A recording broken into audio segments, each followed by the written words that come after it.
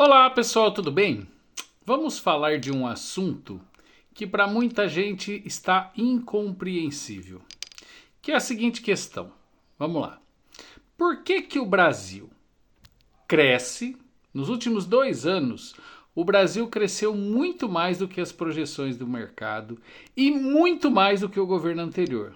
Entretanto, a sensação que nós temos enquanto população é que parece que não mudou nada, que os alimentos estão muito mais caros, que a nossa vida parece que não muda, que há um empobrecimento. Ou seja, o que está acontecendo? Essa é a grande questão. Essa é a grande questão. Vamos falar, por exemplo, dos alimentos, né? O que acontece? Com o dólar em alta, vale mais a pena exportar alimentos. E se não bastasse, por exemplo, a crise aviária nos Estados Unidos força a compra, por exemplo, de ovos. Para vocês terem uma ideia, nos Estados Unidos nesse momento tem ovo sendo vendido a R$ 60 a dúzia. Isso mesmo, 12 dólares a dúzia, o que equivaleria a R$ 60. Aí alguém falaria, o que isso tem a ver com o Brasil? O que isso tem a ver que, com a crise aviária, eles não têm ovo suficiente, saem a comprar no mercado, vale mais a pena vender em dólar do que vender em real. Com isso, quem vai pagar mais caro? Nós, consumidores brasileiros, que compramos em real.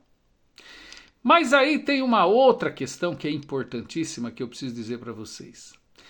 O Brasil só vai melhorar isso se a gente mudar a rota. Ou seja, é preciso investir na agroindústria, no pequeno produtor.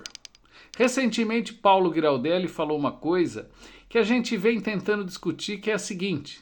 Ele relembrou dos matadouros municipais, ele relembrou das grandes feiras, da beneficiadora de arroz, de café, de feijão. Ou seja, o pequeno agricultor, ele tinha instrumentos no município que ele poderia vender esse alimento mais barato. Nós fizemos uma opção do contrário, pelo agronegócio, pela grande produção daquilo que muitas vezes só serve para exportação. Isso mesmo. A cana-de-açúcar, a soja, o milho, muito disso é água exportada, é terra exportada, tudo dolarizado, alimento caro. Se a gente quiser mudar isso, a gente precisa investir no pequeno produtor. E para investir no pequeno produtor é preciso fazer um acordo, por exemplo, com os sem terras. Mas aí entra a questão ideológica.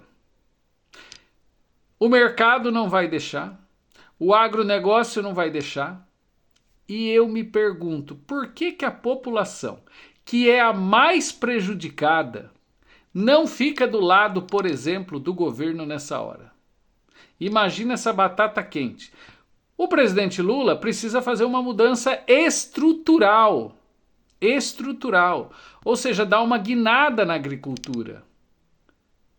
Mas isso ele não vai ter apoio.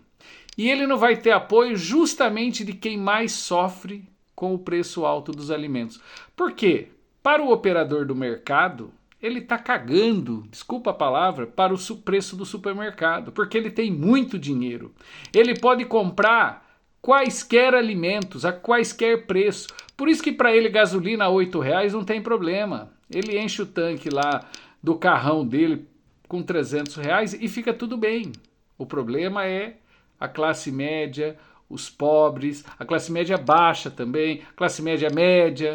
Essa classe média que ganha R$ 5.000, que o governo não conseguiu até hoje passar a questão dos R$ 5.000 isento do imposto de renda.